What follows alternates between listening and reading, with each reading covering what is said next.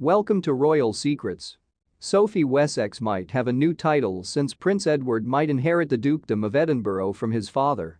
Other adjustments are anticipated as King Charles adjusts to his new position within the firm and as some royals receive new titles upon the death of the Queen. As King Charles considers slimming down the monarchy and bestowing new titles, Sophie, the Countess of Wessex, might get a new title. The new monarch is anticipated to bestow additional titles as he works to modernize the royal family. Prince William and Kate have already received their new titles as the Prince and Princess of Wales. There have been rumors that Prince Edward would inherit the Duke of Edinburgh title from his late father Prince Philip. As a result, Sophie, Edward's wife, might acquire the honorific title of Duchess of Edinburgh, which the Queen held from the time of her marriage in 1947 until her coronation in 1952. There have been discussions on how King Charles III will proceed in his new position and who might be affected by his efforts to reduce the monarchy. The Sussexes are hoped that Archie and Lilibet, Meghan Markle and Prince Harry's children, would adopt the titles of Prince and Princess in accordance with tradition. The custom began in 1917 when King George V introduced a new law permitting the monarch's offspring and grandchildren to claim titles. Following their departure, Meghan acknowledged the choice was different from protocol in an interview with Oprah Winfrey. The debate about he won't be granted security, he's not going to be given a title, and worries and conversations about how dark his complexion might be when he's born occurred concurrently during the months I was pregnant, she said.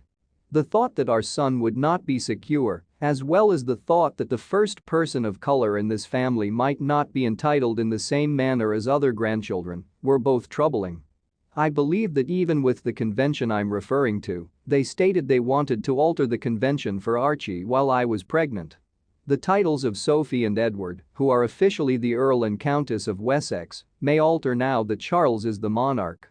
As the heir to the throne and presumed supporter of monarchy reform, Prince William will assume additional responsibilities on his father's behalf. It has been suggested that the king might revoke Prince Andrew's ducal status as the Duke of York.